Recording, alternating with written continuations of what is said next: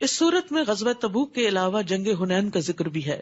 نبی صلی اللہ علیہ وسلم نے مکہ فتح کرنے کے بعد 12,000 کے لشکر کے ساتھ حنین کی طرف ارادہ کیا، کیونکہ آپ کو مستقل خبریں مل رہی تھی کہ وہ مسلمانوں پہ حملہ آور ہونا چاہتے ہیں۔ لیکن اہل حنین جو تھے، حوازن اور ثقیف کے قبائل، وہ بہت ماہر تیر انداز تھے اور انہوں نے پہلے سے اپنی جگہ متعین کر رکھی تھی اور پوری طرح تیار تھے۔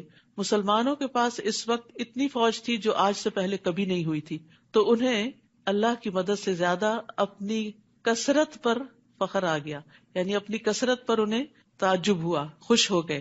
آج ہمیں کوئی نہیں ہرا سکتا کیونکہ ہم تعداد میں زیادہ ہیں۔ تو اللہ سبحانہ وتعالیٰ نے معاملہ برعکس کر دیا۔ اللہ اس سے پہلے بہت سے موقعوں پر تمہاری مدد کر چکا ہے، اور حنین کے دن بھی اسی نے تمہاری مدد کی تھی، جبکہ تمہیں اپنی کثرت پہ ناز تھا، مگر وہ کثرت تمہارے کسی کام نہ آئی۔ وسائل اسباب ضروری ہوتے ہیں لیکن ان پہ بھروسہ نہیں کیا جاتا، بھروسہ اللہ کی ذات پر ہوتا ہے۔ اور زمین اپنی فراخی کے باوجود تم پر تنگ ہو گئی اور تم پیٹھ دکھا کر بھاگ کھڑے ہوئے، یعنی حوازن اور ثقیف قبائل کے تیر اندازوں نے مسلمانوں پہ وہ تیر برسائے کہ مسلمان پلٹ گئے۔ ثم انزل اللہ سکینتہ علی رسولہ وعلی المؤمنین، پھر اللہ نے اپنے رسول اور مومنوں پر تسکین نازل کی، سکینت اتاری، اور ایسے لشکر اتارے جو تمہیں نظر نہیں آتے تھے، یعنی فرشتوں سے مدد کی، اور کافروں کو سزا دی، اور کافروں کا یہی بدلہ ہے۔ یہاں بھی مسلمانوں کو کثیر تعداد میں جنگی قیدی اور مال غنیمت حاصل ہوا تھا، اور یہ سب اللہ کی مدد سے ہوا۔ پھر اس کے بعد اللہ جسے چاہتا ہے توبہ کی توفیق دے دیتا ہے، اور وہ درگزر کرنے والا اور رحم کرنے والا ہے۔ یہ حنین والے طائف کے علاقے کے لوگ تھے۔ آپ کو معلوم ہے طائف والوں نے نبی صلی اللہ علیہ وسلم سے کیا معاملہ کیا تھا، لیکن جب نبی صلی اللہ علیہ وسلم نے ان کے قیدی واپس کر دیے تو وہ کثرت سے مسلمان ہو گئے۔ یہ وہی لوگ جو کل تک آپ کے دشمن تھے، اور آپ کو کہا بھی گیا کہ آپ بدلہ لے سکتے ہیں ان سے، آپ نے فرمایا شاید ان کی نسلوں میں سے کوئی مسلمان ہو، تو آج یہ لوگ مسلمان ہو گئے، اور پھر انہی کی نسلوں میں سے محمد بن قاسم اور بہت سے لوگ نکلے جو مسلمانوں کے لیے کامیابیوں کا ذریعہ بنے۔ اے ایمان والو، مشرک ناپاک لوگ ہیں، لہٰذا اس سال کے بعد وہ مسجد حرام کے قریب بھی نہ پھٹکنے پائیں۔ اب داخلہ بند کر دیا گیا۔ یہ ساری پریویلیجز، یہ ساری پروویژنز کیوں لی جا رہی ہیں واپس؟ تاکہ انہیں احساس ہو کہ وہ غلط کر رہے ہیں اور وہ ہدایت کی طرف پلٹ آئیں۔ اور اگر تمہیں مفلسی کا ڈر ہو کہ یہ نہیں آئیں گے تو بزنس کم ہو جائے گا، تو اللہ اگر چاہے تو جلد ہی تمہیں اپنی مہربانی سے غنی کر دے گا۔ یہ نہیں ہوں گے تو اور لوگ مسلمان ہو کر حج اور عمرے کے لیے آئیں گے اور تمہارا بزنس بڑھ جائے گا، اور اللہ سب کچھ جاننے والا اور حکمت والا ہے۔ کبھی ایسا بھی ہوتا ہے کہ اللہ سبحانہ وتعالیٰ کے راستے میں انسان کو دنیاوی مفاد سے پیچھے ہٹنا پڑتا ہے، پھر اللہ سبحانہ وتعالیٰ جو قسمت میں لکھا ہوتا ہے وہ دے دیتا ہے، کسی اور راستے سے دے دیتا ہے۔ جو ملنا ہے وہ تو مل کے رہنا ہے، اسے نافرمانی سے حاصل نہ کرے، اسے اللہ کی اطاعت سے حاصل کرے۔ تو رزق کی تقسیم مخلوق کے ہاتھ میں نہیں ہے۔ فقر سے مت ڈرو۔ مشرکین مکہ جو تھے وہ مکہ میں غلہ لاتے تھے، تو اب ان کو وہاں آنے سے روک دیا گیا، تو مسلمانوں کو ڈر ہوا کہ اب غذائی قلت ہو جائے گی، تو کہا کہ نہیں، اللہ اپنے فضل سے غنی کرے گا۔ اور پھر وہی ہوا، سارا عرب مسلمان ہو گیا اور مکہ کی طرف ہر طرف سے غلہ آنا شروع ہو گیا، دولت کی ریل پیل ہو گئی۔ اور اہل کتاب میں سے ان لوگوں کے ساتھ جنگ کرو جو نہ اللہ پر ایمان لاتے ہیں، نہ آخرت کے دن پر، نہ ان چیزوں کو حرام سمجھتے ہیں جو اللہ اور اس کے رسول نے ان پہ حرام کی ہیں، اور نہ ہی دین حق کو اپنا دین بناتے ہیں، یہاں تک کہ وہ اپنے ہاتھ سے جزیہ ادا کرے اور چھوٹے بن کر رہنا گوارا کر لے۔ یعنی مشرکین مکہ کے بعد اہل کتاب سے نمٹنے کی تلقین کی جا رہی، کیونکہ نبی صلی اللہ علیہ وسلم کو جزیرۃ العرب میں سب کو مسلمان کرنا تھا۔ یہودی کہتے ہیں عزیر اللہ کا بیٹا، اور عیسائی کہتے ہیں مسیح اللہ کا بیٹا ہے۔ یہ تو ان کے منہ کی باتیں ہیں، وہ ان کافروں کے قول کی ریس کر رہے ہیں جو ان سے پہلے تھے، کیونکہ مشرکین فرشتوں کو اللہ کی بیٹیاں قرار دیتے تھے، تو ان کے دیکھا دیکھی انہوں نے بھی کچھ ہستیوں کو اللہ کی اولاد قرار دے دیا۔ اللہ انہیں غارت کرے، یہ کہاں سے بہکائے جا رہے ہیں؟ انہوں نے اپنے علماء اور درویشوں کو اللہ کے سوا اپنا رب بنا لیا ہے، اور مسیح ابن مریم کو بھی۔ عدی بن حاتم جو عیسائی تھے، مسلمان ہوئے، جب انہوں نے یہ آیت سنی تو انہوں نے کہا کہ ہم تو اپنے علماء کو رب نہیں بناتے۔ تو آپ نے فرمایا کہ کیا تم ان کے حلال کو حلال اور حرام کو حرام نہیں سمجھتے؟ تو رب وہ ہوتا ہے جو قوانین بھی دیتا ہے۔ حالانکہ انہیں یہ حکم دیا گیا تھا کہ ایک اللہ کے سوا کسی کی عبادت نہ کریں، جس کے سوا کوئی الہ نہیں۔ اللہ تعالیٰ ان چیزوں سے پاک ہے جو وہ شریک ٹھہراتے ہیں۔ وہ یہ چاہتے ہیں کہ اللہ کے نور کو اپنی پھونکوں سے بجھا دیں، یعنی اپنے غلط پروپیگنڈے سے اسلام کے خلاف ایسی باتیں کرے کہ لوگ اسلام سے متنفر ہو جائیں۔ اگر اس پروپیگنڈے سے ہی اسلام کو ختم ہونا ہوتا تو اب تک ہو چکا ہوتا، کیونکہ ہر دور میں یہ کوششیں جاری رہی کہ ایسی ایسی تنقید کرو، ایسی ایسی غلط باتیں اسلام سے منسوب کرو کہ لوگ مسلمان نہ ہو اور جو ہیں وہ بھی اس سے پھر جائیں. لیکن اللہ کو یہ بات منظور نہیں، وہ اس پروپیگنڈے کو کامیاب نہیں ہونے دے گا. وہ اپنے نور کو پورا کر کے رہے گا، خواہ یہ بات کافروں کو کتنی ہی بری لگے. وہی تو ہے جس نے اپنے رسول کو ہدایت اور سچے دین کے ساتھ بھیجا تاکہ اس دین کو سب ادیان پر غالب کر دے، خواہ یہ بات مشرکوں کو کتنی ہی ناگوار گزرے. دین کو غالب کرنے کا مطلب کیا ہے؟ کہ کثرت سے لوگ مسلمان ہو جائیں. پھر فرمایا یا ایھا الذین آمنو، اے لوگو جو ایمان لائے ہو. اہل کتاب کے اکثر عالم اور درویش لوگوں کے مال ناجائز طریقوں سے کھاتے ہیں، یعنی رشوت لے کر ان کی پسند کے فتوے وغیرہ دیتے ہیں اور اللہ کے راستے سے روکتے ہیں. جو لوگ سونا اور چاندی جمع کر کے رکھتے ہیں اور اسے اللہ کی راہ میں خرچ نہیں کرتے، آپ انہیں دردناک عذاب کی خوشخبری دے دیجئے. اگرچہ آیت ایک خاص کانٹیکس میں ہے لیکن یہ پھر سب کے لیے عام ہے. تو کنز وہ مال ہوتا ہے جس کی زکوٰۃ ادا نہ کی جائے. تو یہاں ایسے سب لوگوں کو وارن کیا جا رہا ہے کہ اگر وہ مال جمع رکھتے ہیں اور اس میں سے اللہ کا حق نہیں دیتے، غریبوں کا حق نہیں دیتے، تو پھر وہ مال قیامت کے دن ان کے لیے مصیبت بن جائے گا، جس دن اس سونے اور چاندی کو جہنم کی آگ میں تپایا جائے گا، پھر اس سے ان کی پیشانیوں، پہلوؤں اور پشتوں کو داغا جائے گا. یہ زکوٰۃ نہ دینے والے کا انجام بتایا جا رہا ہے. حشر کے میدان میں یہ حشر ہوگا اس کا، اور کہا جائے گا یہ ہے وہ خزانہ جو تم نے اپنے لیے جمع کر رکھا تھا، یعنی دنیا میں اس کی زکوٰۃ نہیں نکالی، لہٰذا اب اپنی جمع شدہ دولت کا مزہ چکھو.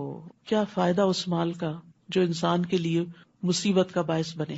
اور اگر انسان اس مال کو خرچ کرتا ہے تو اللہ تعالیٰ اس کے بدلے میں اور لے آتا ہے، اس میں برکت پیدا کرتا ہے. زکوٰۃ کا لفظی معنی میں نشو نما بھی ہے، نمو بھی ہے، یعنی زکوٰۃ دینے سے مال کم نہیں ہوتا بلکہ پاک ہوتا ہے اور بڑھتا ہے. جیسے پودوں میں آپ نے دیکھا ہوگا کہ اچھے خاصے مفید پودے کے ساتھ جب ویڈز اگ آتی ہیں تو آپ ان کو نکال دیتے ہیں تو کیا ہوتا ہے؟ جو اصل پودا ہوتا ہے، اصل زر ہوتا ہے، وہ خوب مضبوط ہو جاتا ہے اور خوب پھل لاتا ہے.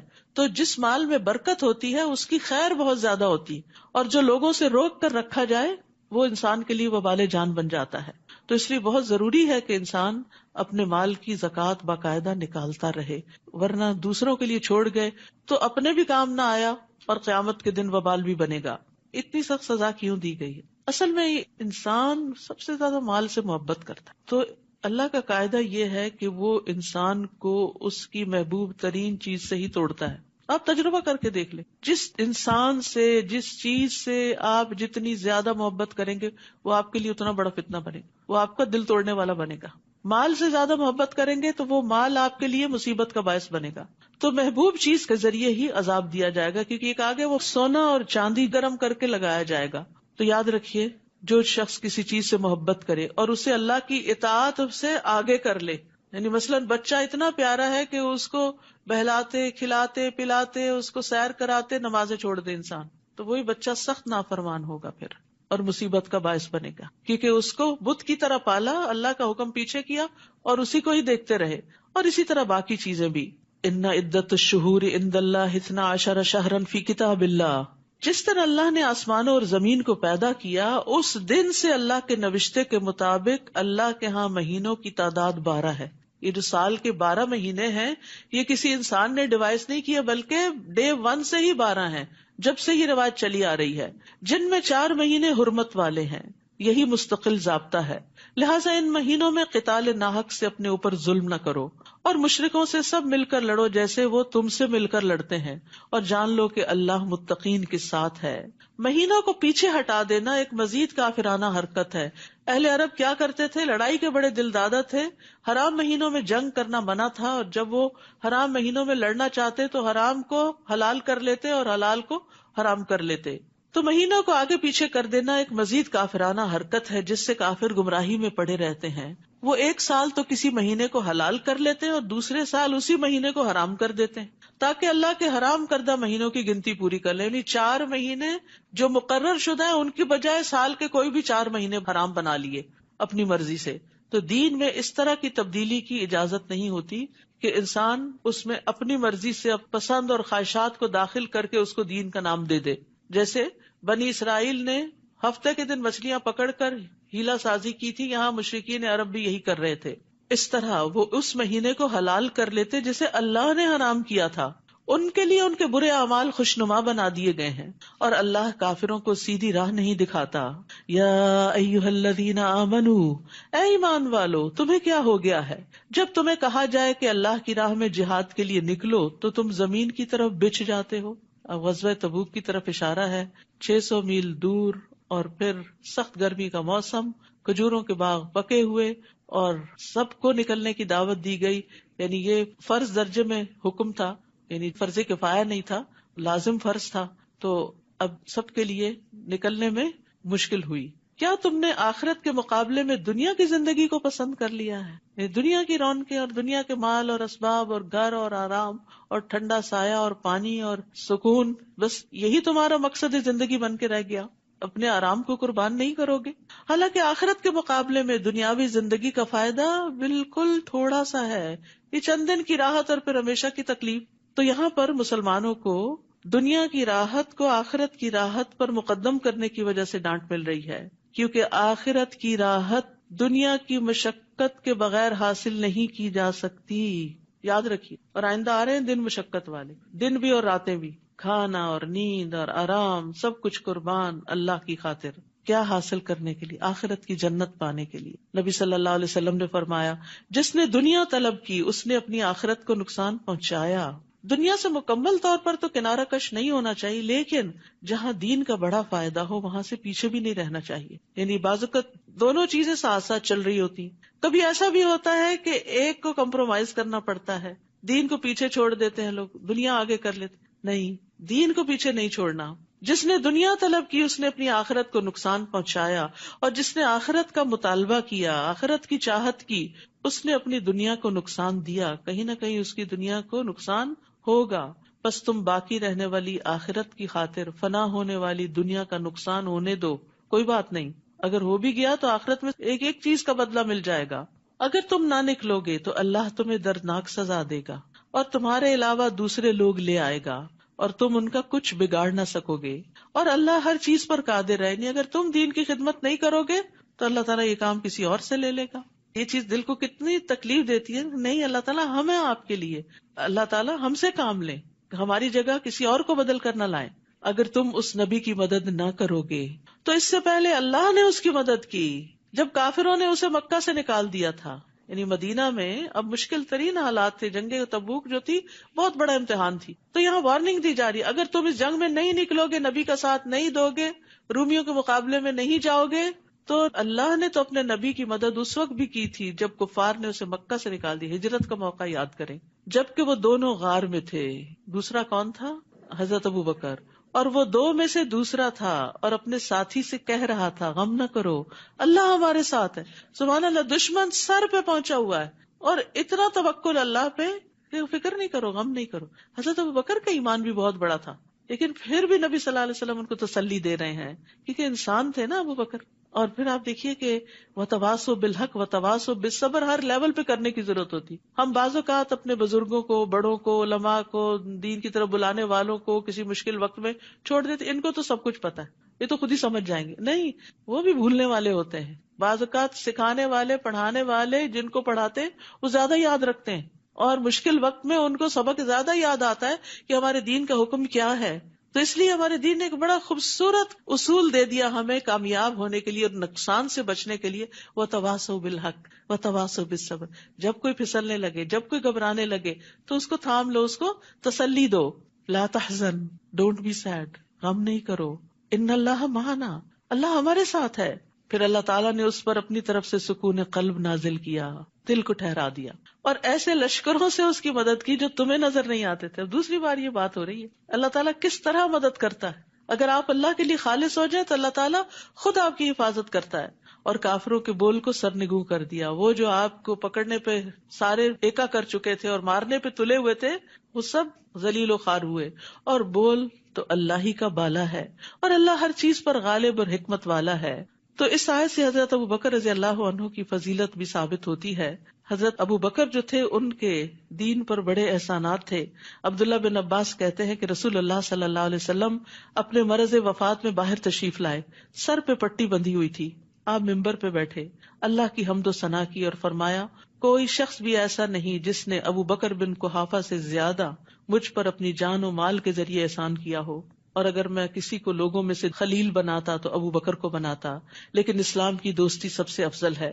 میری طرف سے ابو بکر کی کھڑکی چھوڑ کر اس مسجد کی تمام کھڑکیاں بند کر دی جائیں، اور یہ ان کے احسان کی وجہ سے ان کو اعزاز دیا گیا تھا کہ ان کی کھڑکی کھلی رکھی گئی۔ وہ نبی صلی اللہ علیہ وسلم پر بہت خرچ کرنے والے تھے۔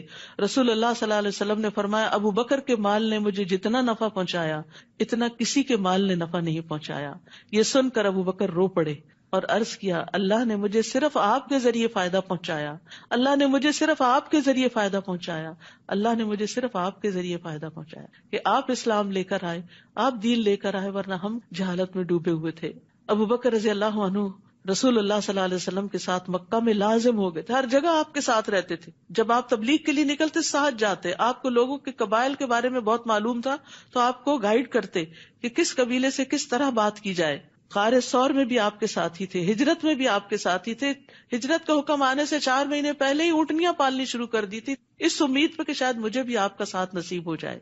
پھر مدینہ میں بھی آپ کے ساتھ ہر جنگ میں حاضر رہے، بدر، احد، خندق، فتح مکہ، حنین، تبوک، کہیں بھی آپ کا ساتھ نہیں چھوڑا۔ یہ آپ کے ساتھ وزیر کی طرح تھے، اور پھر مرنے کے بعد بھی اللہ نے ان کو آپ کا ساتھ دیا۔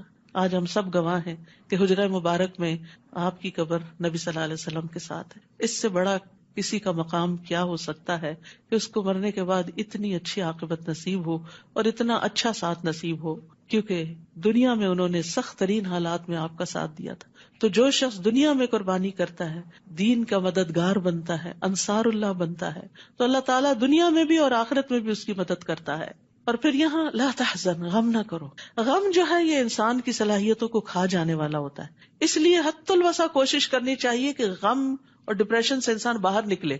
اس کے لیے دوا بھی کھائے، دعا بھی کرے، کوششیں بھی کرے، ہر طرح کی محنت کرے، اور دعاؤں میں خصوصی یہ دعا، اللہم انی اعوذ بک من الہم والحزن والعجز والکسل والبخل والجبن وضلع الدین وغلبۃ الرجال، اتنی جامع دعا ہے یہ۔ اے اللہ میں تیری پناہ مانگتا ہوں دکھ سے، غم سے، عاجزی سے، سستی سے، بخل سے، بزدلی سے، قرضداری کے بوجھ سے، اور ظالم کے اپنے اوپر غلبے سے۔ اور غم کے وقت اللہ ہی کو پکارنا چاہیے۔ نبی صلی اللہ علیہ وسلم پر پریشانی آتی تو آپ لا الہ الا اللہ العظیم الحلیم، لا الہ الا اللہ رب العرش العظیم، لا الہ الا اللہ رب السماوات ورب الارض ورب العرش الکریم پڑھا کرتے تھے۔ یہ دعائیں یہاں ایاک نستعین کتاب جو ہے اس کے اندر موجود ہے، اور الگ کارڈز کی شکل میں بھی موجود ہیں۔ ہر وقت انسان اپنے بیگ میں یہ کہیں رکھے، جب کبھی دل پہ بوجھ آنے لگے، پریشانی آنے لگے، فوراً اللہ کو پکارے۔ رسول اللہ صلی اللہ علیہ وسلم کے الفاظ میں، انفروا خفافا وثقالا وجاہدوا باموالکم وانفسکم فی سبیل اللہ ذالکم خیر لکم ان کنتم تعلمون۔ ہلکے بھی نکلو اور بوجھل بھی نکلو، آسانی یا مشکل ہے نکلو۔ سفر دور کا تھا لیکن مومنوں کو ابھارا گیا، اور اپنے اموال اور جانوں سے اللہ کی راہ میں جہاد کرو، یہی بات تمہارے حق میں بہتر ہے اگر تم جانتے ہو۔ تو اس آیت سے پتہ چلتا ہے کہ مال کے ساتھ جہاد کرنا نفس کے ساتھ جہاد کرنے سے زیادہ مقدم، یعنی دین کی سپورٹ میں اپنا مال نکالتے رہنا۔ یہ نہیں کہ کسی ایک دن نکال دیا کا کافی ہو گیا، ہر روز کچھ نہ کچھ نکالا کریں، جب جب موقع ہو نکالتے چلے جایا کریں تاکہ اللہ کے دین کو قوت حاصل ہو۔ تو یہاں اللہ سبحانہ وتعالیٰ نے دونوں کا ذکر کر دیا۔ بعض اوقات ہم صرف مال دے کے خود پیچھے ہٹ جاتے ہیں کہ ہم نے سپورٹ کر دیا نا کسی بھی کاز کو، کسی بھی مشن کو، اور ہمارے پاس ٹائم نہیں، ہم دنیا کمانے میں لگے ہوئے ہیں، ہمارا مال لو تم لوگ وقت لگاؤ، اور وہ صرف چند لوگ گنتی کے رہ جاتے ہیں، پھر وہی ہر کام میں حاضر ہوتے ہیں جن سے سب کچھ کرنا بھی مشکل ہوتا ہے۔ جتنے زیادہ ہاتھ ہوں گے اتنا ہی کام جلدی نپٹے گا نا، اتنا ہی پھیلے گا، اتنا ہی بڑھے گا۔ تو صرف اپنا مال والنٹیئر نہیں کیا کریں، اپنا وقت بھی کیا کریں، کچھ نہ کچھ وقت خیر کے کسی کام میں ضرور لگایا کریں، اس سے آپ کے دل کی پریشانیاں ختم ہوں گی۔ اور فی سبیل اللہ لگایا کریں، کیونکہ ہم بعضوں کا دین کے معاملے میں بھی کیا چاہتے ہیں، کچھ دنیا ملے گی تو ہم دین کے راستے میں آئیں گے۔ ٹھیک ہے، اگر آپ سارا کچھ چھوڑ کر صرف یہی کر رہے ہیں تو آپ کو کچھ حق بنتا ہے، مسلمانوں کو بھی غنیمت میں سے ملتا تھا، لیکن اگر اللہ نے آپ کو دوسرے وسائل سے بہت کچھ دیا ہوا ہو تو مال اور جان دونوں اس راستے میں لگائے اونچے درجے پانے کے لیے۔ لو کان عرضا قریبا وسفرا قاصدا، اگر دنیاوی فائدہ قریب نظر آتا اور سفر بھی واجبی سا ہوتا، یعنی 600-700 میل دور نہ جانا ہوتا، تو یہ منافق آپ کے ساتھ ہو لیتے، یہ بھی چل پڑتے کہ کچھ حاصل ہوگا، غنیمت ملے گی، کچھ لوٹ کر آئیں گے. مگر یہ مسافت انہیں کٹھن معلوم ہوئی تو لگے اللہ کی قسمیں کھانے. اگر ہم تمہارے ساتھ نکل سکتے تو ضرور نکلتے. بہانے کرنے لگے، قسمیں کھا کے اپنے عذر بتانے لگے. یہ لوگ اپنے آپ ہی کو ہلاک کر رہے ہیں، ایسی قسموں سے اللہ نہیں مطمئن ہوتا، اور اللہ خوب جانتا ہے کہ یہ لوگ یقیناً جھوٹے ہیں. اے نبی، اللہ آپ کو معاف کر دے، آپ نے انہیں کیوں پیچھے رہنے کی اجازت دی؟ حتیٰ کہ آپ پہ یہ واضح ہو جاتا کہ ان میں سے سچے کون ہیں اور جھوٹے کون. کیونکہ مومن تو چاہتے نہ چاہتے تیار ہو گئے، لیکن جو منافق تھے انہوں نے کوئی نہ کوئی بہانہ کر کے چھٹی لے لی. وہ آ کر اپنا کوئی عذر بیان کرتے تو نبی صلی اللہ علیہ وسلم دوسری طرف بازو کا منہ بھی کر لیتے اور کہتے ٹھیک ہے نہیں جاؤ، تمہاری مجبوری ہے. انسسٹ نہیں کرتے تھے. تو اللہ تعالیٰ فرما رہے کہ نہیں، ان کو چھٹی نہیں دی جانی چاہیے تھی. پھر پتہ چل جاتا کہ یہ کتنے مخلص لوگ ہیں. اور یہاں پر آپ دیکھیے کہ آپ کو تھوڑی سی تنبیہ کی جا رہی ہے، لیکن پہلے عفا اللہ عنہ کا کتنا پیارا انداز ہے. اللہ سبحانہ وتعالیٰ نبی صلی اللہ علیہ وسلم کو کس طرح مخاطب کر کے ایک حکم دے رہے ہیں. جب کسی کو کچھ ذرا سی نصیحت کرنی ہو جو آپ کو اندازہ ہو کہ وہ اس کو اچھی نہیں لگے گی، تو پہلے اس کی خوبیوں کا ذکر کریں، پہلے اس کو دعا دیں، پہلے اس سے ہمدردی ظاہر کریں. اچھا، ہم میں سے بعض لوگ بڑی غلطی کرتے ہیں. میں ایک بات کہوں گی، آپ مائنڈ نہ کرنا، لا حول ولا، پہلے ہی ایک تیر برسا دیتے ہیں. بندہ خوف زدہ ہو جاتا ہے، اللہ رحم کرے، پتہ نہیں کون سا پہاڑ ٹوٹنے لگا ہے، اور ساری توجہ اس پہ چلی جاتی ہے، اور وہ جو نصیحت کرنی ہوتی ہے ادھر دھیان کم ہی جاتا ہے، اور آپ کی بات افیکٹو ہی نہیں رہتی. قرآن یہ حکمتیں سکھاتا ہے. یہاں سے یہ سیکھیں، اگر آپ نے اپنے بچے کو بھی گھر سے شروع کریں، مشکل سے مشکل کام کہنا تو پہلے اس کی تعریف کریں، اس کا حوصلہ بڑھائیں، اسے کہیں کہ ماشاءاللہ فلاں جگہ فلاں وقت میں تم نے یہ کمال کر دکھایا، تو مجھے تم سے امید ہے کہ تم یہ کام بھی کر جاؤ گے، کیا خیال ہے، چلو یہ کرتے ہیں بس. اور وہ خوش ہو کے شروع ہو جائیں گے. لیکن ہم کہتے ہیں نکمے ہو، کچھ نہیں کیا، اب بھی تم سے کوئی توقع نہیں، لیکن یہ کہ کرنا ہی پڑے گا تمہیں. ایسے نہیں ہوتا، ہم اپنی بات خود ہی گنوا دیتے یا پیچھے ہی پڑ جاتے ہیں اور دوسرے کو سوچنے کا بھی موقع نہیں دیتے. تو جب مشکل ڈالنی ہو کسی پہ، پہلے آسانی سے بات کریں، پہلے ذہنی طور پہ تیار کریں. جب گراؤنڈ پریپیئر ہوتا ہے، زمین کو نرم کر لیا جاتا ہے، تو ہر طرح کا بیج قبول ہو جاتا ہے. اور پھر تھوڑا تھوڑا پانی بھی ڈالتے رہیں تاکہ وہ زمین نرم ہی رہے، پودا اگ سکے. ہم کیا کرتے ہیں، ایک دفعہ تعریف کی، اس کے بعد بھول گئے، اور اس کے بعد ڈانٹ ڈپٹ، پھر کام نہیں کیا. نہیں، پھر یاد دہانی بھی کرائیں کہ وہ جو کام تھا اس کا کیا بنا، کتنا ہوا. چلیں، اگر کوئی مشکل ہے تو مل کے سوچتے ہیں اور کرتے ہیں. تو اس طریقے سے راہیں ہموار ہو جایا کرتی ہیں. جو لوگ اللہ پر اور آخرت کے دن پر ایمان رکھتے ہیں، وہ آپ سے ایسی رخصت نہیں مانگتے کہ انہیں اپنے اموال اور جانوں سے جہاد کرنے سے معاف رکھا جائے. وہ نہیں چھٹی مانگتے، اور اللہ پرہیزگاروں کو خوب جانتا ہے. آپ سے رخصت صرف وہی لوگ مانگتے ہیں جو اللہ پر اور آخرت پر ایمان نہیں رکھتے اور ان کے دل شک میں پڑے ہوئے ہیں، وہ اپنے اسی شک میں متردد ہیں. یاد رکھیے، بعض اوقات دین کا جو کام ہوتا ہے نا، وہ چھٹی کے دن بھی کرنا پڑ جاتا ہے. یعنی جب سب کی چھٹی ہوتی ہے اس دن آپ کو کام کرنا پڑ جاتا ہے. جب سب لوگ چلے جاتے ہیں، ٹریول کر جاتے ہیں، آپ کو ان کی جگہ فل ان کرنا پڑتا ہے. تو اس وقت بیزار ہو کے کام نہ کریں، سعادت سمجھ کے کریں کہ اللہ نے مجھے چنا، اگر وہ لوگ ہوتے تو میں کہاں اس قابل تھی. لیکن عموماً انسانی نفسیات ہیں، جب دیکھتا سب بھاگ رہے ہیں تو انسان کہتا ہے میں بھی بھاگ چلوں. تو اس موقع پر بھی اپنے آپ کو قابو میں رکھنا چاہیے. اور جہاں جس کام کے لیے کوئی تیار نہ ہونا تو اپنے آپ کو پیش کر دیا کریں کہ یہ میں کر لوں گی، مجھے دے دیں.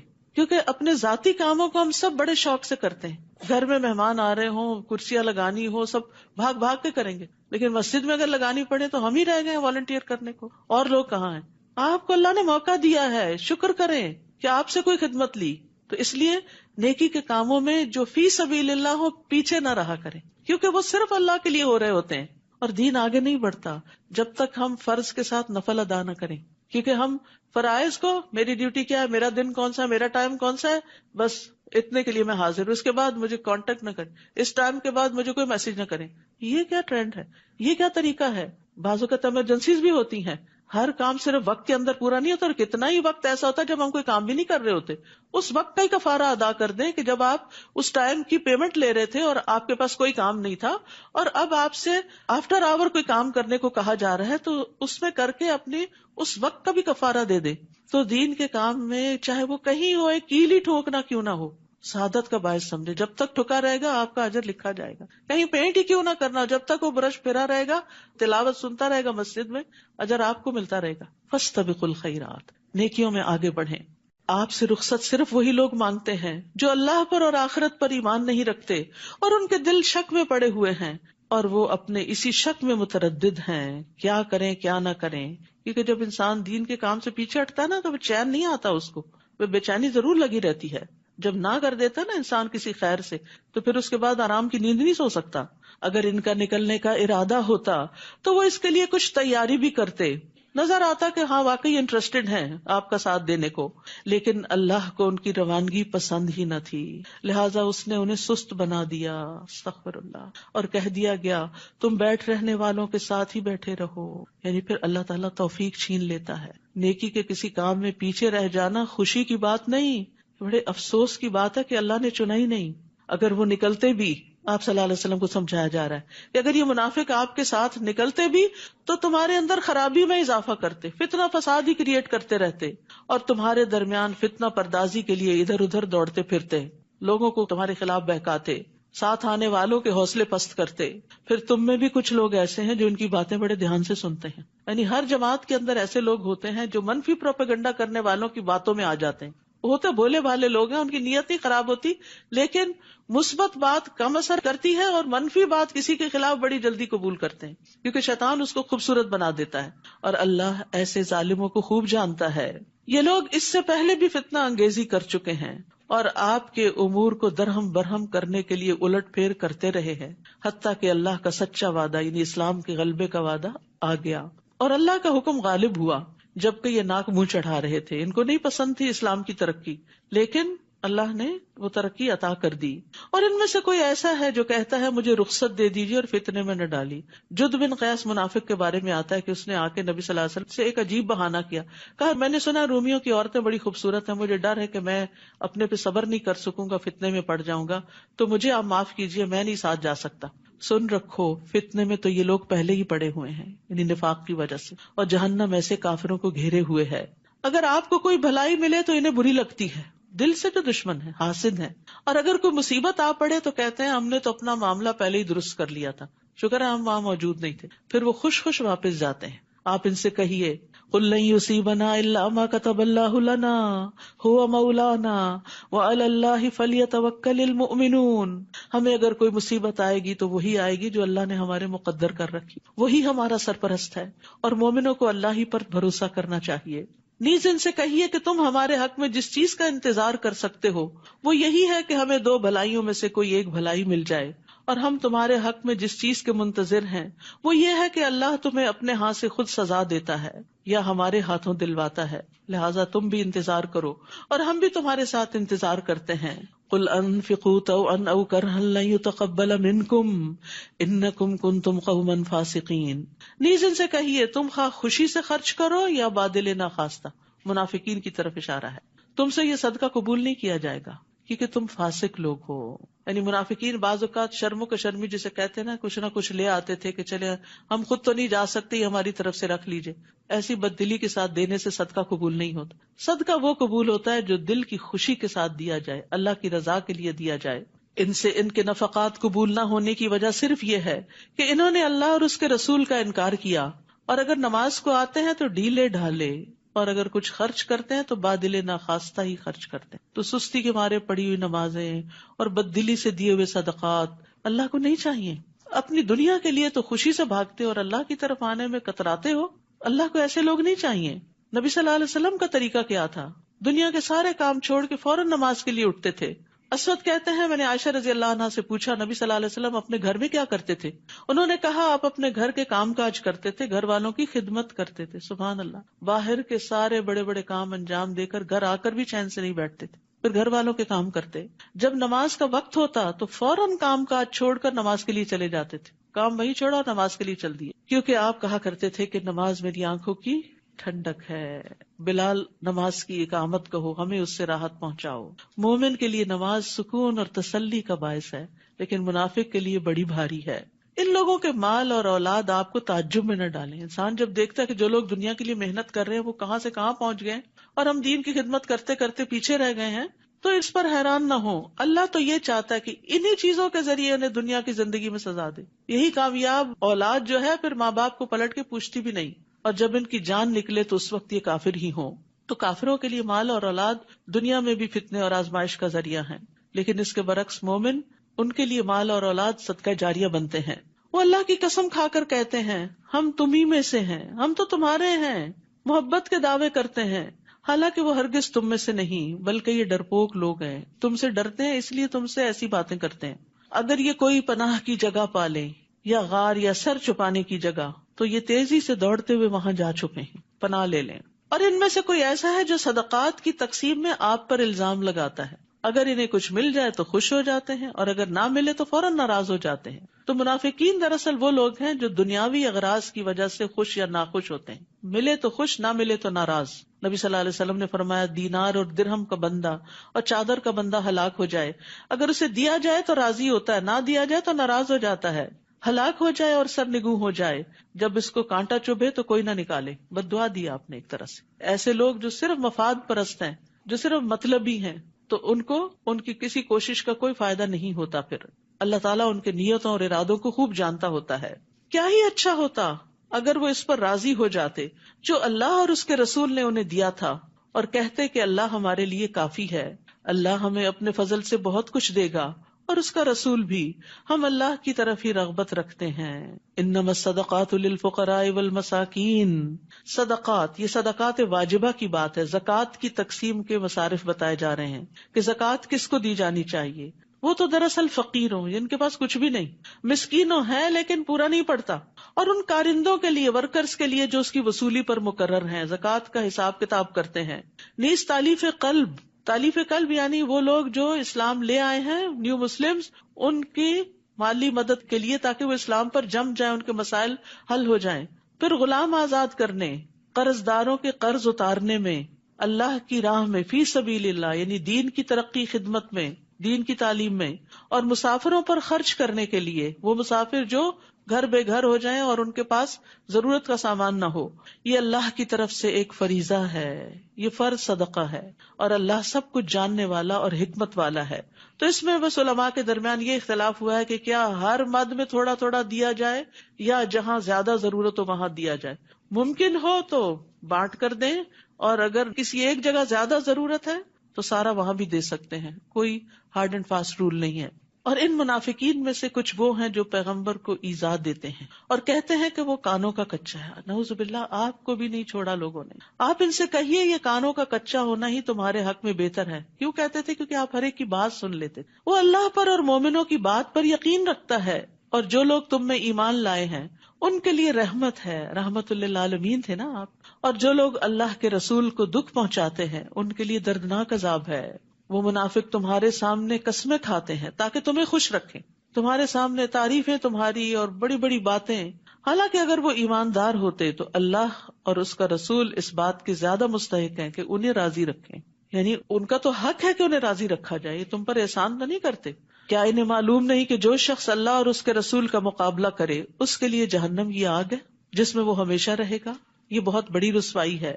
منافق اس بات سے ڈرتے ہیں کہ مسلمانوں پر کوئی ایسی صورت نہ نازل ہو جائے جو انہیں منافقوں کے دلوں کا حال بتلا دے۔ اندر سے ڈرے ہوئے لوگ تھے۔ آپ ان سے کہیے اور مذاق کر لو، جس بات سے تم ڈرتے ہو اللہ اسے یقیناً ظاہر کر کے رہے گا۔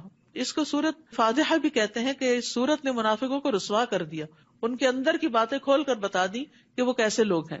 اور اگر آپ ان سے پوچھیں کہ کیا باتیں کر رہے تھے تو کہہ دیں گے ہم تو صرف مذاق اور دل لگی کر رہے تھے، اور وہ مسلمانوں کا مذاق اڑاتے تو مخلص لوگوں کا مذاق اڑاتے تھے اپنی مجلسوں میں۔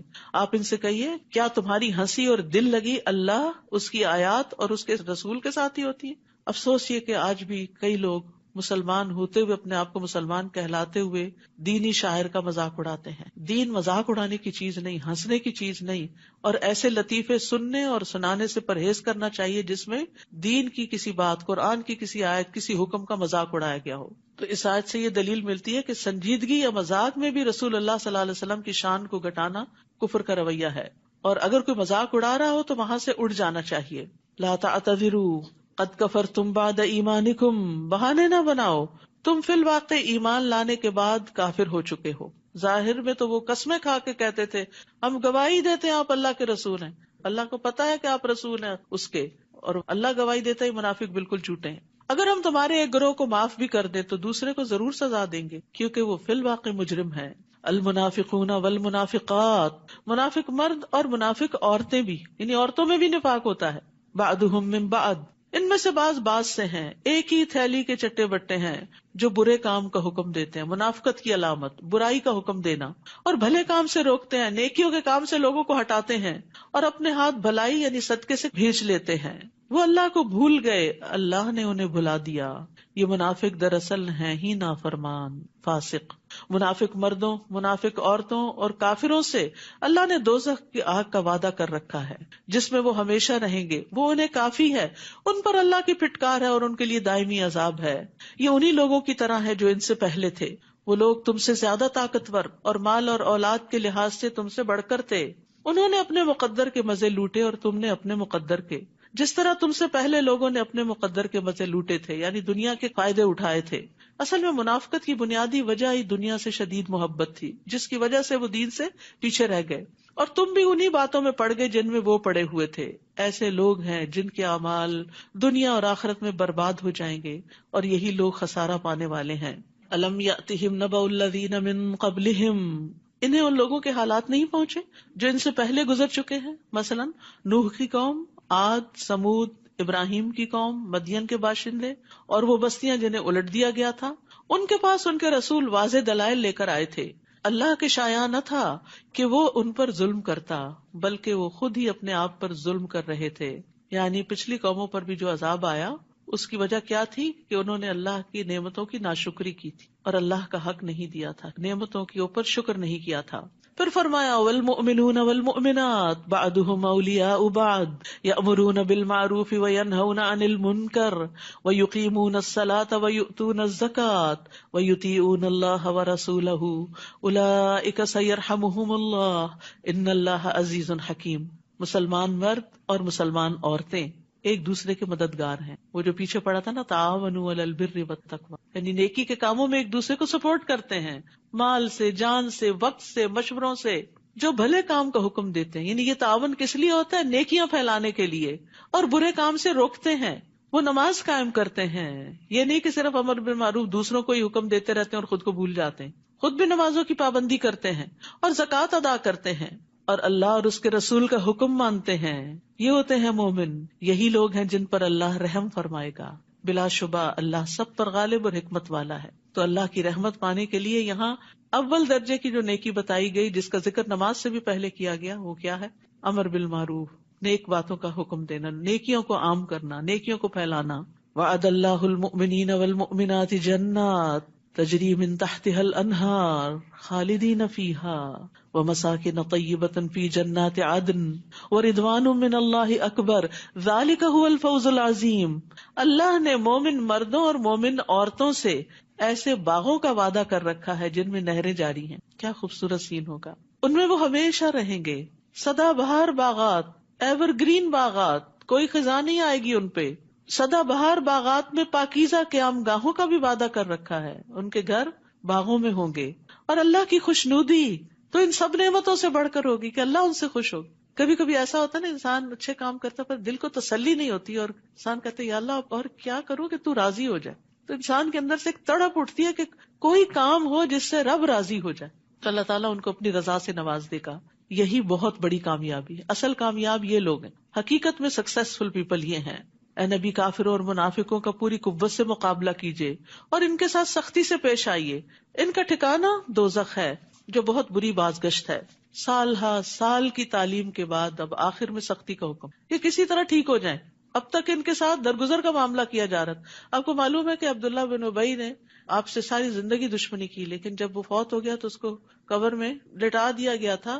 آپ پہنچے، آپ نے اس کو نکالا، اپنے گود میں اس کا سر رکھا، اپنا لعاب دہن اس پہ ڈالا اور اس کے لیے استغفار کی دعا کی۔ کون ہوگا جو ایسے دشمن کے لیے اتنی شفقت کا معاملہ کرے کہ اللہ اس کو بھی بخش دے؟ یہ ہے نبی صلی اللہ علیہ وسلم کی محبت انسانوں کے لیے۔ لیکن آج تو ہم اپنے پیاروں کو بھی معاف کرنے کو تیار نہیں ہوتے۔ بہت دفعہ لوگوں سے میں نے یہ بات سنی ہے، کیا کرے معاف نہیں کیا جاتا۔ ٹھیک ہے، نہ کرے، اپنے دل پہ بوجھ اٹھائے رکھے، پہاڑ اٹھائے رکھے، پھر گندگی کا ٹوکرا اٹھائے رکھے، نہ کرے معاف۔ ہم کہتے ہیں ہم رسول اللہ صلی اللہ علیہ وسلم کی پیروی کرتے ہیں، لیکن کوئی چھوٹی موٹی ہمارے ساتھ زیادتی کر جائے تو ہم دل میں پالے رکھتے۔ ٹھیک ہے، تکلیف تو ہوگی، لیکن معاف کرنا الگ چیز ہے۔ میں اپنا حق معاف کرتی ہوں، اللہ مجھے معاف کر دے۔ تو یہاں سختی کا حکم دیا گیا۔ ان کا ٹھکانہ دوزخ ہے جو بہت بری بازگشت ہے۔ وہ اللہ کی قسم کھا کر کہتے ہیں کہ انہوں نے یہ بات نہیں کہی، حالانکہ انہوں نے کفر کا کلمہ بکا تھا اور اسلام لانے کے بعد کافر ہوئے ہیں، نیز انہوں نے ایسی بات کا ارادہ کر رکھا تھا جسے وہ نہ کر سکے۔ تبوک سے واپسی پر نبی صلی اللہ علیہ وسلم ایک گھاٹی سے اکیلے گزر رہے تھے تو 8-9 منافقین ڈھاٹے باندھے ہوئے آپ پر حملہ آور ہونے کے لیے تیار ہو گئے کہ آپ کو یہیں ختم کر دیں، تو اللہ تعالیٰ نے ان کے ارادے کو ناکام کیا۔ اور انہیں کیا چیز بری لگی تھی الا یہ کہ اللہ اور اس کے رسول نے اپنی مہربانی سے انہیں غنی کر دیا ہے، اگر یہ توبہ کر لیں تو ان کے حق میں بہتر ہے۔ اب بھی توبہ کر لیں، منافقوں کو بھی کہا جا رہا ہے توبہ کر لیں، منافقت سے باز آ جائیں، اور اگر یہ اعراض کریں تو اللہ انہیں دنیا میں بھی دردناک عذاب دے گا اور آخرت میں بھی، اور ان کے لیے روئے زمین پر کوئی حامی و مددگار نہ ہوگا۔ اور ان میں سے کچھ ایسے ہیں جنہوں نے اللہ سے عہد کیا تھا کہ اگر اللہ ہمیں اپنی مہربانی سے مال و دولت عطا کرے گا تو ہم ضرور صدقہ کریں گے اور نیک بندے بن جائیں گے۔ پھر جب اللہ نے اپنی مہربانی سے مال عطا کر دیا تو بخل کرنے لگے اور کمال بے اعتنائی سے اپنے عہد سے پھر گئے۔ استغفر اللہ۔ یہ آج بھی کئی لوگوں کا شعار ہوتا ہے، منتیں مانتے ہیں، دعائیں کرتے ہیں، یہ کام ہو جائے تو ہم اتنا اتنا صدقہ کریں گے، اتنا اتنا نیکی کا کام کریں گے، جب ہو جاتا ہے تو سب کچھ بھول جاتے ہیں۔ یاد رکھیے اللہ سے کیے ہوئے وعدے اور کمٹمنٹس بھلانی نہیں چاہیے، یہ منافقوں کی صفت ہوتی ہے۔ جب انہوں نے وعدوں کی خلاف ورزی کی جس کے نتیجے میں اللہ نے ان کے دلوں میں اس دن تک کے لیے نفاق ڈال دیا جس دن وہ اس سے ملیں گے، جس کی وجہ یہ ہے کہ انہوں نے اللہ سے جو وعدہ کیا تھا اس کی خلاف ورزی کی، اور اس لیے بھی کہ وہ جھوٹ بولا کرتے تھے۔ کیا انہیں معلوم نہیں کہ اللہ ان کے مخفی راز اور سرگوشیوں تک کو جانتا ہے، اور یہ بھی کہ اللہ غیب کی سب باتوں کو خوب جانتا ہے۔ ان منافقوں میں کچھ ایسے ہیں جو خوشی سے صدقہ کرنے والے مومنوں پہ تانا زنی کرتے ہیں، یعنی جو نیکی سے والنٹیئر کرتے ہیں مال یا وقت، ان کے اوپر باتیں بناتے ہیں، اور ایسے تنگ دست مسلمانوں پر بھی جو اپنی مشقت کی کمائی کے سوا کچھ نہیں رکھتے، یہ منافق ان کا مذاق اڑاتے ہیں۔ اللہ ان کا مذاق انہی پر ڈال دے گا اور ان کے لیے دردناک عذاب ہوگا۔ تو یاد رکھیے اللہ کے نزدیک کوانٹٹی سے زیادہ کوالٹی کی اہمیت ہے۔ رسول اللہ صلی اللہ علیہ وسلم نے فرمایا 1 درہم 1,00,000 درہم سے بڑھ گیا۔ لوگوں نے عرض کیا کس طرح؟ آپ نے فرمایا کسی آدمی کے 2 درہم ہو، وہ شخص 1 درہم صدقہ دے، اور ایک آدمی اپنے مال کی طرف جائے اور 1,00,000 درہم صدقہ کرے، یعنی ایک کے پاس ڈھیروں مال ہے اور ایک کے پاس ہے ہی 2 کہ جس میں سے وہ ایک اللہ کے راستے میں دے رہا ہے۔ تو جتنے اخلاص کے ساتھ جو خرچ کرتا ہے اس کا اجر اتنا ہی لکھا جاتا ہے۔ یعنی صرف یہ نہیں دیکھا جائے گا کہ کس نے کتنا کیا، یہ بھی دیکھا جائے گا کہ کتنے میں سے کیا، کیونکہ بعض اوقات ہم اسی چیز کو عذر بنائے رکھتے ہیں کہ ہمارے پاس تھوڑا ہے، ہم کیا کریں، تھوڑے میں سے ہی دے دیں۔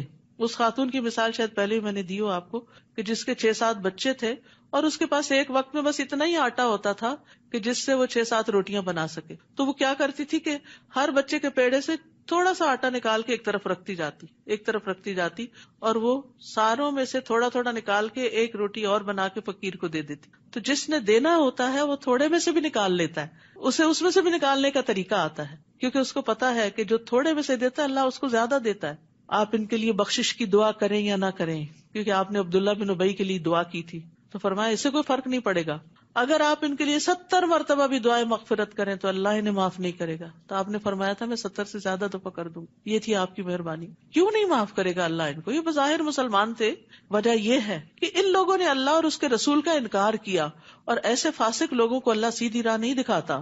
پیچھے رہ جانے والے منافق اللہ کے رسول کا ساتھ نہ دینے اور پیچھے گھر بیٹھ رہنے پر خوش ہیں۔ انہوں نے یہ پسند نہ کیا کہ اپنے اموال اور جانوں سے اللہ کی راہ میں جہاد کریں، اور دوسروں سے کہنے لگے کہ ایسی گرمی میں مت نکلو، یعنی جو لوگ جنگ تبوک کے لیے جا رہے تھے ان کو بھی روک رہے تھے۔ آپ ان سے کہیے دوزخ کی آگ اس سے بہت زیادہ گرم ہے۔ کاش یہ لوگ کچھ سمجھتے ہوتے کہ آج کی مشقت کل کی گرمی کو ٹھنڈا کرنے والی، لیکن آج اگر اللہ کے راستے میں رکاوٹیں ڈالیں گے تو کل کی پکڑ بڑی سخت ہے۔ اور جہنم کی گرمی دنیا کی گرمی سے کس طرح زیادہ ہے؟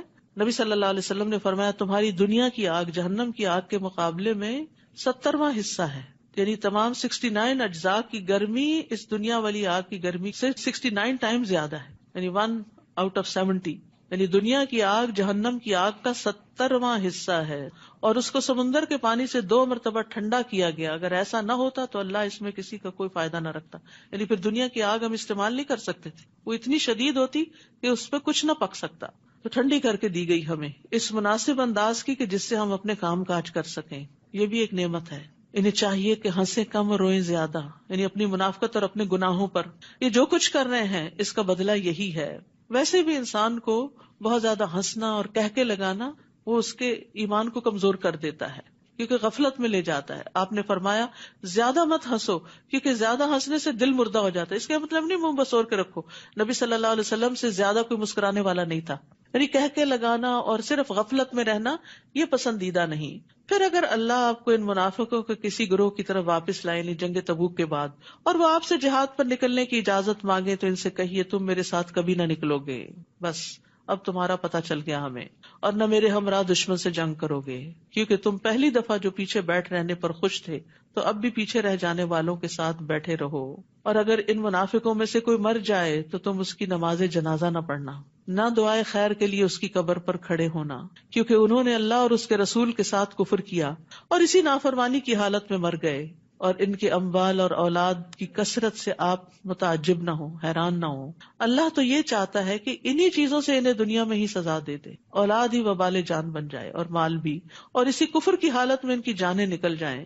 اور جب کوئی صورت اس مضمون کی نازل ہوتی ہے کہ اللہ پر ایمان لاؤ اور اس کے رسول کے ہمراہ جہاد کرو، تو ان منافقوں میں سے کھاتے پیتے لوگ آپ سے اجازت طلب کرنے لگتے ہیں اور کہتے ہیں ہمیں رہنے دیجئے، ہم پیچھے بیٹھ رہنے والوں کے ساتھ رہے.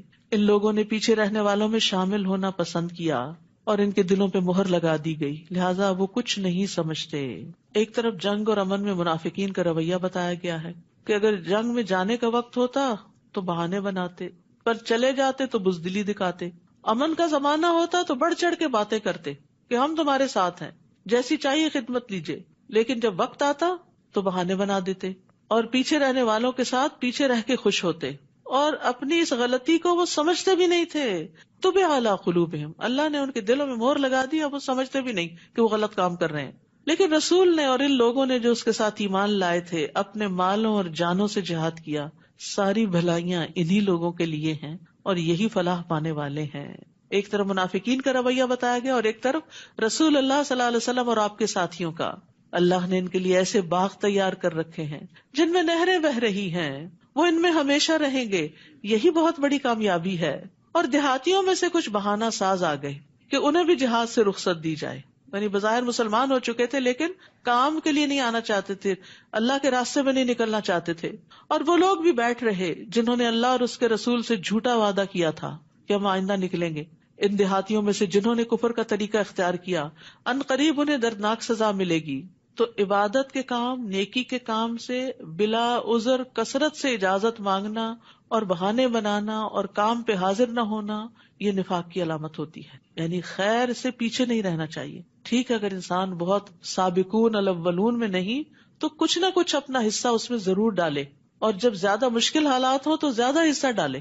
عام حالات میں چلے کم صحیح، لیکن یہ مشکل وقت تھا جنگ تبوک کا تو اس میں انہیں پیچھے نہیں رہنا چاہیے تھا.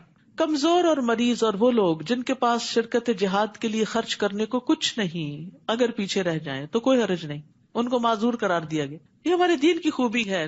نماز میں بھی رخصت رکھی گئی سفر میں آدھی یا جمع کرنے کی، روزے بھی سفر میں چھوڑنے کی اجازت دی گئی، زکوٰۃ بھی اگر ایک سرٹن اماؤنٹ تک نہیں پہنچتے نصاب تک تو رخصت ہے، حتیٰ کہ حج بھی سب پر فرض نہیں ہے. اسی طرح جہاد بھی سب پر فرض نہیں ہے، کیونکہ اگر کسی کے پاس جانے کے لیے وسائل ہی نہیں ہے، ہمت ہی نہیں، طاقت ہی نہیں، بڑھاپا ہے، بیماری ہے، کمزوری ہے، تو ایسے لوگوں کو رخصت ہے. بشرطے کہ ایک شرط، وہ اللہ اور اس کے رسول کے خیر خواہ ہوں، نیت اچھی ہو، دل کی تڑپ موجود ہو. ایسے محسنین پر کوئی الزام نہیں، اور اللہ درگزر کرنے والا اور رحم کرنے والا ہے. تو یہاں سے پتہ چلتا ہے کہ اخلاص نیت کا بڑا فائدہ ہے. آپ صلی اللہ علیہ وسلم نے فرمایا کچھ لوگ مدینہ میں ہمارے پیچھے رہ گئے ہیں، لیکن ہم کسی بھی گھاٹی یا وادی میں چلیں وہ ثواب میں ہمارے ساتھ ہیں، ان کو صرف عذر نے روک رکھا. تو یاد رکھیے دل کی تڑپ بڑے کام آتی ہے. نیکیوں کے لیے ارادے کرتے رہا کریں، نیت کر لیا کریں. نبی صلی اللہ علیہ وسلم نے فرمایا جو شخص حج کے ارادے سے نکلے اور راستے میں موت آ جائے تو اللہ اس کے لیے قیامت کے دن تک حج کرنے والے کا ثواب لکھ دے گا. اسی طرح عمرے کا، اسی طرح جہاد کا. اور نہ ہی ان لوگوں پر کچھ الزام ہے جو آپ کے پاس آئے کہ آپ انہیں سواری دے دیں. آپ نے کہا میرے پاس تمہارے لیے سواری کا کوئی بندوبست نہیں، تو وہ واپس چلے گئے اور اس غم سے ان کی آنکھیں اشک بار تھی، رو رہے تھے کہ ان کے پاس خرچ کرنے کو کچھ نہیں، وہ سواری کا انتظام نہیں کر سکتے، اس لیے وہ پیچھے رہ گئے. تو مخلص صحابہ پیچھے رہنے پہ روتے تھے اور منافقین جانے پہ روتے تھے. تو ہم اپنا بھی جائزہ لیں کہ کسی نیکی کے کام سے محروم ہونے پر ہمیں کبھی رونا آیا؟ الزام تو ان لوگوں پر ہے جو غنی ہونے کے باوجود آپ سے رخصت مانگتے ہیں، انہوں نے پیچھے رہ جانے والیوں کے ساتھ شامل ہونا پسند کیا اور اللہ نے ان کے دلوں پر مہر لگا دی، لہٰذا اب یہ کچھ نہیں جانتے۔ انما السبیل علی الذین یستأذنونک وهم اغنیاء رضوا بان یکونوا مع الخوالف وطبع اللہ علی قلوبہم فهم لا یعلمون۔ اللہم اقسم لنا من خشیتک ما تحول به بیننا وبین معصیتک ومن طاعتک ما تبلغنا به جنتک ومن الیقین ما تهون به علینا مصائب الدنیا اللہم متعنا بأسماعنا وأبصارنا وقواتنا ما أحييتنا واجعله الوارث منا واجعل ثأرنا على من ظلمنا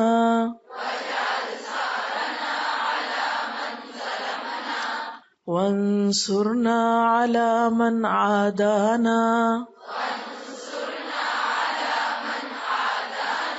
ولا تجعل مصيبتنا في ديننا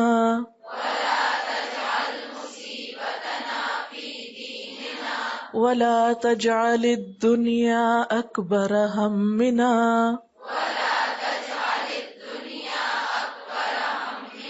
ولا مبلغ علمنا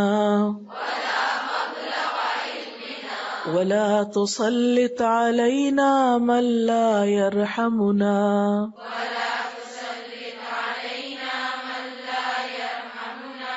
اللہم اے اللہ اقسم تقسیم کر عطا کر لنا ہمارے لیے من خشیتک اپنی خشیت میں سے ما جو تحول حائل ہو جائے بہی ساتھ اس کے بیننا ہمارے درمیان و بین معصیتک اور تیری نافرمانی کے درمیان ومن طاعتک اور اپنی اطاعت میں سے ما جو تبلغنا بہ پہنچا دے ہمیں اس کے ساتھ جنتک تیری جنت تک ومن الیقین اور یقین میں سے یعنی عطا کر ما جو تہون آسان کر دے بہی ساتھ اس کے علینا ہم پر مصائب الدنیا دنیا کے مصائب کو مصیبتوں کو اللہم اے اللہ متعنا فائدہ دے ہم کو باسماعنا ہمارے کانوں کے ذریعے وابصارنا اور ہماری نگاہوں کے ذریعے وقواتنا اور ساری قوتوں کے ذریعے ما احییتنا جب تک تو زندہ رکھے ہم کو وجعلہ اور بنا دے اس کو الوارث وارث منا ہم سے یعنی ہمارا وجعل اور ڈال دے ثأرنا ہمارا بدلہ علی اوپر من ظلمنا جس نے ہم پہ ظلم کیا یعنی جس نے ہم پہ ظلم کیا اس سے تو انتقام لے وانصرنا اور ہماری مدد فرما علی اس کے مقابلے پر من عادانا جو عداوت رکھتا ہو ہم سے ولا تجعل اور نہ تو بنا مصیبتنا ہماری مصیبت فی دیننا ہمارے دین کے معاملے میں یعنی دین کے معاملے میں ہم پر مصیبت نہ ڈال ولا تجعل الدنیا اور نہ تو بنا دنیا کو اکبرا سب سے بڑا ہمنا ہمارا ہم یعنی فکر ولا مبلغ علمنا اور نہ ہمارے علم کا سورس مبلغ منبع ولا اور نہ تسلط مسلط کر علینا ہم پر من لا یرحمنا جو نہ رحم کرے ہم پر اللہم اقسم لنا من خشیتک اے اللہ اپنی خشیت کا کچھ حصہ ہمیں بھی دے دے یعنی ہمارے دل میں تیری خشیت ہونی چاہیے لیکن وہ خشیت بھی تو ہی ہمیں دے گا تو ہی ہمارے دل میں ڈالے گا تو ہمارے لیے بھی اس کو تقسیم کرے تقسیم کرنے سے مراد یہ کہ اس کو ہماری طرف بھی بھیج دے مفہوم کیا ہے کہ ہمارے دلوں میں اپنی خشیت پیدا کر دے. اور کیسی خشیت؟ ما تحول به بیننا و بین معصیتک، ہمیں ایسی خشیت عطا کر کہ جس کی وجہ سے ہم گناہوں سے بچ جائیں، یعنی ہم پہ تیری کوئی نافرمانی نہ کر پائیں. وہ خشیت رستے کی رکاوٹ بن جائے اور ہمیں گناہ نہ کرنے دے. ومن طاعتک، اور ہمیں اپنی ایسی اطاعت کی توفیق عطا کر ما تبلغنا به جنتک، جو ہمیں تیری جنت تک پہنچا دے، یعنی ہمیں ایسے کاموں کو کرنے کی توفیق دے کہ جن کو تو پسند کرے اور ہمیں اپنے انعام یعنی جنت سے نوازے. ومن الیقین، اور یقین میں سے ہمیں عطا کر، یعنی ہمیں ایسا یقین عطا کر ما تہون به علینا، جس کی وجہ سے ہم پر آسان ہو جائیں مصائب الدنیا، دنیا کی مصیبتیں، یعنی غم کے پہاڑ پھر ہمارے لیے معمولی چیز ہو جائیں. تیری ذات پہ ہمیں اتنا یقین اور بھروسہ اور توکل ہو، اور تیرے وعدوں کا اتنا اعتبار ہو کہ بڑی سے بڑی مشکل ہم پر آسان ہو جائے. اللہم، اے اللہ، متعنا باسماعنا، ہمیں ہمارے کانوں کے ذریعے فائدہ پہنچائے، یعنی ایسی باتیں سنیں کہ جس سے ہمیں فائدہ پہنچے. وابصارنا، اور ہمیں ہماری آنکھوں سے فائدہ دے، یعنی ہم وہ کچھ دیکھیں کہ جس کو دیکھنا ہمارے لیے فائدہ مند ہو، یعنی میری نگاہ عبرت کی نگاہ ہو. وقواتنا، اور جو بھی صلاحیتیں تو نے ہمیں دے رکھی ہیں، جو قوتیں تو نے ہمیں عطا کی ہیں، ان قوتوں سے ہمیں فائدہ پہنچائے، یعنی ہم ان قوتوں اور صلاحیتوں کو صحیح رستے پر استعمال کر سکیں. ما احییتنا، جب تک ہم زندہ رہیں، اور اگر ہم فوت ہو جائیں تو پھر کیا ہو؟ وجعلہ الوارث منا، ہماری یہ صلاحیتیں ہمارے لیے وارث بن جائیں، یعنی ایسے کام کر جائیں ان قوتوں اور طاقتوں سے کہ بعد میں ہمارے لیے یہ صدقہ جاریہ بن جائیں، یعنی وہ کام جو ان صلاحیتوں سے ہم لیں. وجعل ثأرنا علی من ظلمنا، اور ہمارا بدلہ تو خود اس سے لے لے جو بھی ہم پہ ظلم کرتا ہے، یعنی وہ ظالم جو ہم پہ ظلم کرتا ہے اور ہم اس سے بدلہ لینے کے قابل نہیں، تو اس سے بدلہ لے لے ہماری طرف سے. وانصرنا علی من عادانا، اور تو ہماری مدد فرما ان لوگوں کے خلاف جو ہم سے عداوت رکھتے ہیں، یعنی ہمارے دشمنوں کے مقابلے میں تو ہماری مدد فرما. ولا تجعل مصیبتنا فی دیننا، اور ہمارے دین کے معاملے میں ہم پر کوئی مصیبت نہ ڈال، یعنی دین کے اس راستے میں ہمیں کوئی مصیبت نہ آئے، دین پر چلنا ہمارے لیے آسان ہو، ایسی آزمائشیں نہ آئے ہم پر کہ ہم تیرے دین کے راستے سے رک جائیں. ولا تجعل الدنیا اکبر ہمنا، اور نہ ہی تو دنیا کو ہمارا سب سے بڑا غم اور فکر کا ذریعہ بنا، یعنی ہمارے غم اور فکریں آخرت کی ہو نہ کہ دنیا کی. ہمیں سب سے بڑا فکر کس چیز کا ہو؟ آخرت کا ہو. ہمارا سب سے بڑا فکر دنیا کے بارے میں نہ ہو، دنیا کے بارے میں ہم ہلکان نہ ہوتے رہیں. ولا مبلغ علمنا، اور نہ ہی ہمارے علم کا منبع و مصدر دنیا ہو، بلکہ ہمیں اپنے پاس سے علم عطا فرما، وہ خاص علم عطا فرما جو آسمان سے آتا ہے، جس کا سورس دنیا نہیں، یعنی ہمارا علم محض دنیاوی علم نہ ہو، صرف دنیا ہی ہمارے علم کا ذریعہ نہ ہو، بلکہ وحی الہی سے ہم مستفید ہو سکیں. ولا تسلط علینا من لا یرحمنا، اور ہم پر کسی ایسے شخص کو مسلط نہ کرنا جو ہم پر رحم نہ کرے، جو ہم پر مہربان نہ ہو، یعنی کسی ظالم کو ہمارے سر پہ مسلط نہ کرنا. اس قدر خوبصورت دعا ہے نا، جس میں بہت سے معنی شامل ہو چکے ہیں. اس دعا میں آپ دیکھیے کہ وہ چیزیں مانگی گئی ہیں جو انسانی اخلاق، کردار اور شخصیت کی تکمیل کرتی ہیں. سب سے پہلے اللہ کی خشیت مانگی گئی. خشیت کیا ہوتا ہے؟ اس کو او بھی کہتے ہیں نا، اللہ تعالیٰ کا ڈر، اللہ تعالیٰ کا ایسا خوف کہ جو اس کی عظمت کی وجہ سے ہو. ویسے تو دیکھا جائے تو خوف ایک نیگیٹو جذبہ ہے نا، خوف ایک نیگیٹو چیز ہے، لیکن خشیت ایک پازیٹو چیز ہے جو اللہ تعالیٰ کی عظمت اور بڑائی کی وجہ سے ہوتی ہے. خشیت کی وجہ سے انسان اللہ سے دور نہیں بھاگتا بلکہ اللہ کے اور قریب آتا ہے. خشیت انسان کو اللہ تعالیٰ سے بدگمان نہیں کرتی بلکہ اللہ تعالیٰ کی محبت میں اضافے کا سبب بنتی ہے. تو اے اللہ ہمیں ایسی خشیت عطا کر دے کہ جس کی وجہ سے ہم تیری نافرمانی نہ کر سکیں. صرف یہ نہیں کہ خوف کے مارے ہم نافرمانی نہ کریں، بلکہ ہمارے دل میں تیری ایسی عظمت سما جائے، تجھے اس طرح پہچان جائیں کہ جب تیری نافرمانی کرنے لگے تو ہم کر نہ پائیں، یعنی جانتے بوجھتے ہوئے پھر تیری ناراضگی کا کوئی کام نہ کریں. وہ خشیت ہمارے اندر اتنی گہری ہو کہ تیری نافرمانی سے رکنے میں کچھ مشکل نہ ہو. خشیت کے بعد اطاعت مانگی گئی ہے کہ اپنی اطاعت کی توفیق دے، اپنی فرما برداری کی توفیق دے، اور ایسی فرما برداری ہر معاملے میں جو ہمیں جنت تک پہنچا چھوڑے. پھر یقین مانگا گیا ہے. آپ دیکھیے کہ دنیا میں کوئی انسان بھی مشکل مصیبت سے خالی نہیں، ہر راستے میں مشکلات ہوتی ہیں. مثلا دین پڑھنے میں آپ کے اوپر مشکلات آ سکتی ہیں، اور عموماً وہ مشکلات دنیاوی اعتبار سے ہوتی ہیں، تو یا اللہ ہمیں اپنے اس کام میں اتنا اطمینان، اعتماد اور یقین ہو کہ باقی ساری مشکلات ہمیں اس کے مقابلے میں بہت آسان لگے، وہ مشکل مشکل نہ رہے، یعنی اتنی یکسوئی کے ساتھ اور اتنے اعتماد اور جماؤ کے ساتھ ہم یہ کام کریں۔ اور پھر یہ کہ ہم اس علم کے سیکھنے میں اپنے کانوں سے جو کام لے رہے ہیں اور جو اپنی نگاہوں سے لے رہے ہیں اور جو اپنی قوتوں سے لے رہے ہیں، تو نمبر ایک یہ ہے کہ وہ ہمارے لیے فائدہ مند ہو، یعنی نفع مند علم حاصل ہو، ہمیں صحیح چیز سیکھ سکیں۔ دوسرے کہ جب تک زندہ ہیں فائدہ اٹھاتے رہیں، اور صرف زندگی کی حد تک نہیں، جب ہم فوت بھی ہو جائیں تو ان کانوں اور نگاہوں سے زندگی میں جو کام ہم نے لیے ان کا سلسلہ مرنے کے بعد بھی جاری رہے، یعنی نیکیوں کا سلسلہ ایکٹیولی تو منقطع ہو ہی جائے گا لیکن ان کے اثرات باقی رہیں گے۔ تو یا رب یہ اثرات باقی رہیں۔ بہت گہری بات ہے نا کہ ہماری نگاہیں ہماری وارث ہوں۔ عام طور پر وارث کون ہوتے ہیں؟ انسان کی اولاد ہوتی ہے، تو نگاہیں یا کان کیسے وارث ہو سکتے ہیں کہ زندگی میں ہم نے اپنی نگاہوں اور کانوں سے جو کام لیا ہے وہ کام ہمارے لیے صدقہ جاریہ ہو، جیسے علم کے بارے میں آتا ہے نا، علم ينتفع به۔ تو عموماً انسان ان دو ذرائع سے سیکھتا ہے، بہت سی چیزیں ہم دیکھ کے سیکھتے ہیں، بہت سی چیزیں ہم سن کے سیکھتے ہیں۔ تو ہماری نگاہ بھی عبرت کی نگاہ ہو اور ہمارا سننا بھی بابرکت ہو کہ مفید چیزیں سنیں اور سیکھیں، اور باقی قوتیں بھی اسی طرح۔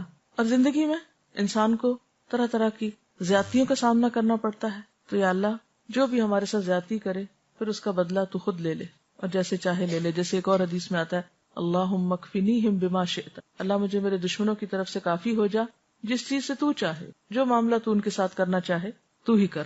اور پھر جو ہمارے ساتھ عداوت رکھے، دشمنی رکھے اور اس عداوت کی وجہ سے زیادتی کرنا چاہے، ظلم کرنا چاہے، تو پھر اس وقت تو ہماری مدد فرمانا، اور دین کے معاملے میں مشکلات نہ آئیں کہ ہم اس رستے سے پھر جائیں، اور دین کو پیچھے چھوڑ کر دنیا ہی کی فکریں نہ ہم کو کھا جائیں، اور صرف دنیا ہی کی فکر میں نہ ہم گم رہیں، اور نہ ہی دنیا ہمارا سب سے بڑا علم کا منبع اور سورس ہو۔ عام طور پر آپ دیکھیں کہ لوگ جب دنیا کا علم حاصل کرتے ہیں تو بہت کانفیڈنٹ ہوتے ہیں، بہت پراؤڈ فیل کرتے ہیں اور سمجھتے ہیں کہ سب کچھ ان کے پاس، خواہ دین میں سے کچھ بھی نہ جانتے ہوں۔ لیکن عموماً ایسا نہیں ہوتا کہ جو لوگ دین پڑھیں وہ بھی اتنے کانفیڈنٹ ہوں اور وہ سمجھے کہ ہمارے پاس ایک بہتر چیز ہے۔ یعنی اس میں فخر اور غرور کی بات نہیں، لیکن ایک اعتماد اور یقین کی بات ہے نا، کانفیڈنس کی بات ہے۔ کانفیڈنس اور تکبر میں فرق ہوتا ہے نا۔ کانفیڈنس یہ ہے کہ جو کچھ میرے پاس ہے میں اس کی قدردانی کرتی ہوں اور اس پر اللہ تعالیٰ کی شکر گزار ہوں، اور اس کی وجہ سے مجھے کسی کے آگے شرمندہ ہونے، جھینپنے کی اور اس کی ضرورت نہیں ہے، خوف کھانے کی، کسی اور کی مروبیت کی ضرورت نہیں ہے۔ عموماً دنیا کی تعلیم حاصل کیے لوگ دوسروں سے مروب نہیں ہوتے، لیکن ایسا کیوں ہے کہ دین پڑھنے والے دوسروں سے مروب ہو جاتے ہیں؟ تو یا اللہ دین کا علم اتنے یکسوئی اور اتنے شوق اور اتنے یقین کے ساتھ حاصل ہو کہ پھر اوروں کی مروبیت ختم ہو جائے اور دنیا ہی کے علم کو میں سب کچھ نہ سمجھ لوں۔ سورسز آف نالج کے بارے میں آپ نے سنت کی اہمیت کے آخر میں بھی سنا ہوگا۔ اور یہ کہ زندگی میں بسا اوقات انسان ایسی کنڈیشنز میں ہوتا ہے، ایسے حالات میں ہوتا ہے کہ جب دوسرے اس کو دبا دیتے ہیں۔ یہ دباؤ گھروں کے اندر بھی ہو سکتا ہے، اور اگر دیکھا جائے تو خصوصاً خواتین کے ساتھ تو بہت سے پریشرز ہیں۔ کبھی کوئی دبا لیتا ہے کہ مت کرو یہ کام، کبھی کوئی پکڑ لیتا ہے، کبھی کوئی روک لیتا ہے۔ تو یا اللہ ہم پہ کسی ایسے کو مسلط نہ کرنا کہ جو ہم پہ رحم نہ کرے اور ہمارے ساتھ خیر اور بھلائی کا معاملہ نہ کرے۔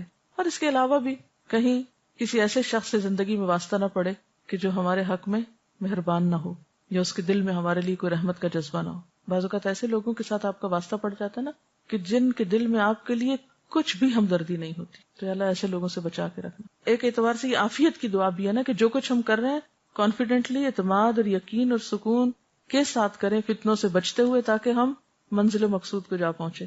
نیکی کے کاموں کو بہت سے لوگ بہت جذبات سے اور جذبوں کے ساتھ اور بڑی بڑی تمنا اور امیدوں کے ساتھ شروع کرتے ہیں، لیکن کچھ دن کے بعد باد مخالف کا مقابلہ نہیں کر پاتے اور پریشرز کا شکار ہو کے سر تسلیم خم کر دیتے، سرنڈر کر دیتے ہیں۔ تو اس لیے جب آپ قرآن پاک پڑھیں تو اس کے بعد یہ دعا پڑھ لیا ایک دفعہ، پھر اب ذرا غور سے اور شعور کے ساتھ پڑھیے، اللہم اقسم لنا من خشیتک ما تحول به بیننا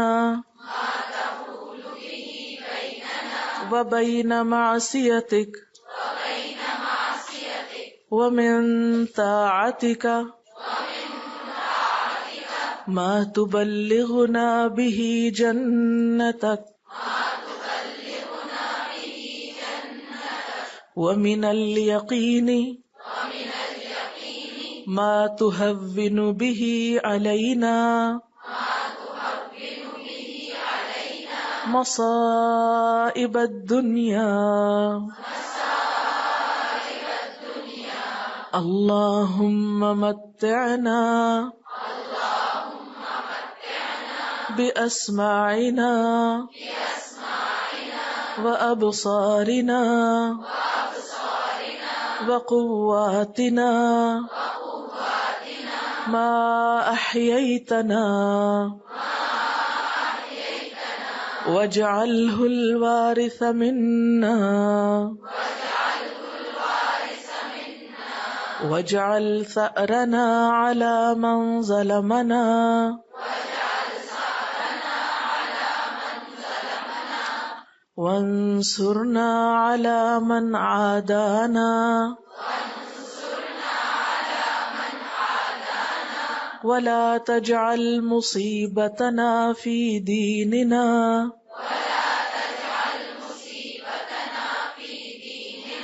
ولا تجعل الدنيا أكبر همنا ولا مبلغ علمنا ولا تسلط علينا من لا يرحمنا